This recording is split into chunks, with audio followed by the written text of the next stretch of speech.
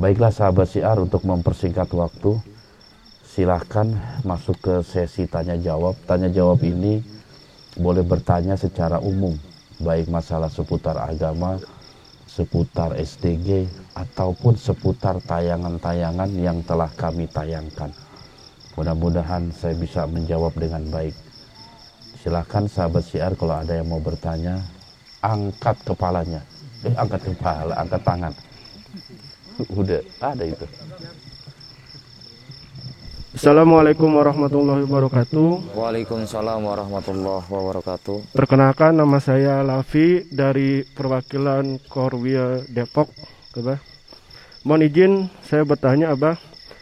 Tadi saya melihat Abah dan tim melakukan sholat jamak. Nah, saya mau bertanya, bagaimana sholat jamak dan qashar itu yang baik dan benar? Dan juga apa syarat dan ketentuannya sholat itu bisa dijamak dan diqashar? Terima kasih Abah atas pertanyaannya. Assalamualaikum warahmatullahi wabarakatuh. Waalaikumsalam warahmatullahi wabarakatuh.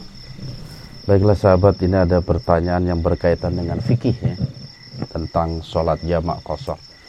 Yang pertama sekali yang kita harus pahami, apa yang dimaksud dengan sholat jamak dan apa itu sholat qashar ya. Yang dimaksud sholat jamak adalah menggabungkan dua sholat dalam satu waktu. Ketika kita menggabungkan antara zuhur dan asar di waktu zuhur, itu namanya jamak. Jamak takdim. Ketika zuhur di asar, jamak takhir. Jadi istilahnya jamak itu artinya menggabungkan. Berbeda dengan qashar. Qashar adalah meringkas sholat yang 4 rakaat menjadi 2 rakaat. Makanya ada istilah sholat jamak qashar, menggabungkan dan meringkas. Jamak qashar, jadi sholat zuhurnya 2 rakaat, asarnya 2. Kecuali maghrib, maghrib nggak boleh jadi 2. Dia harus tetap 3 dan isya 2. Sholat yang boleh dijamak dan boleh diqashar pasangannya itu zuhur asar, maghrib isya. Nggak boleh asar dengan maghrib dijamak atau diqashar, itu nggak boleh. Itu yang pertama. Terus yang kedua, siapa sih mereka yang boleh melakukan jamak qashar? Ya, dari berbagai hadis Nabi yang bisa melakukan sholat jamak qashar, yang pertama orang yang sakit itu boleh menjamak sholat dan mengqashar sholat. Yang kedua adalah musafir. Yang disebut musafir adalah seseorang yang berada dalam perjalanan, bukan lagi jalan. Orang yang berada dalam perjalanan. Arti perjalanan, dia tidak menetap dan tinggal selamanya di tempat itu. Karena lawan dari seorang musafir adalah mukim. Kalau mukim adalah orang yang bertempat tinggal selamanya. Misalnya orang Depok tinggal di kota Depok disebutnya orang mukim. Tetapi orang Depok yang sedang belajar misalnya, atau berpergian ke kota lain, disebutnya musafir.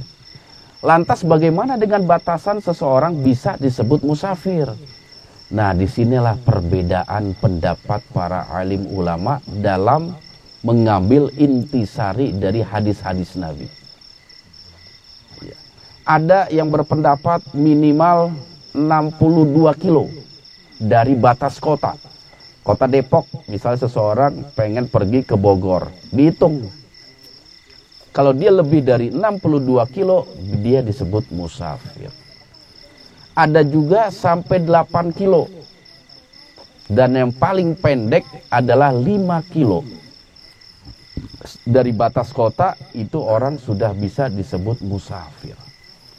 Dari beberapa penjelasan para alim ulama, kecondongan saya kepada hadis Nabi yang menjelaskan batasan musafir itu ketika dia berpergian sejauh 5 kilo dari batas kota. Seseorang atau orang itu bisa dikategorikan seorang musafir. Iya. Jadi kalau kayak saya Jakarta, saya pergi ke Bogor, dari batas kota Jakarta ke Bogor yang saya tuju itu lebih apa enggak dari 5 kilo. Kalau lebih berarti saya seorang musafir. Artinya saya sudah memiliki hak untuk melakukan jamak dan qashar dalam sholat. Begitu. Paham ya? Jadi yang dihitung seperti itu. Tapi kan kita lagi di tempat ini. Nggak dalam perjalanan, nggak di dalam bis, nggak di dalam kereta.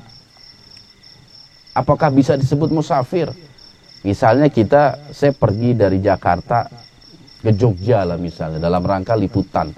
Di Jogja saya 5 hari. Apakah saya masih disebut seorang musafir? Masih disebut. Walaupun saya 5 hari. Nggak dalam berkendara. Jadi musafir itu bukan dalam perjalanan, artinya dalam berkendara.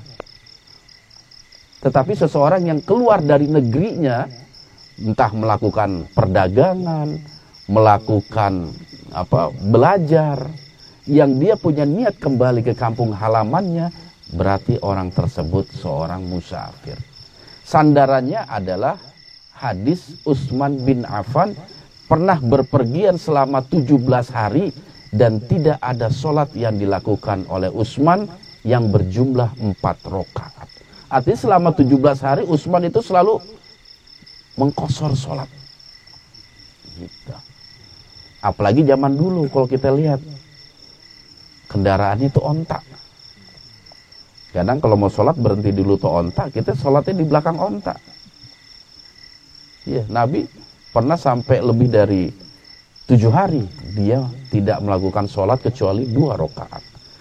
Artinya ketika kita berada di negeri yang kita yang menjadi tujuan kita boleh tetap menjamak sholat kita atau mengqashar sholat kita. Selama niat kita tidak mukim, artinya tidak pindah atau hijrah. Makanya Nabi ketika di Mekah, dia seorang mukim. Ketika tinggal di Madinah, Nabi pergi ke Mekah, Nabi sholat 2 rakaat. Karena apa? Nabi tinggal di Madinah. Gitu. Jadi selama Nabi di Mekah, melaksanakan haji dan lain sebagainya, Nabi selalu sholat 2 rakaat. Selalu mengqashar sholat. Itulah sandaran kita. Ketika seorang musafir boleh menjamak qashar sholatnya dalam batasan minimal 5 kilometer. Itu. Walaupun saya tidak menafikan adanya pendapat yang lebih dari itu, monggo diikuti. Yang penting apa? Ketika kita mengambil satu landasan hukum, kita paham sumber landasan itu, bukan ikut-ikutan seperti itu. Ya, paham semua ya? Oke. Silakan kalau ada yang mau bertanya lagi, monggo silakan.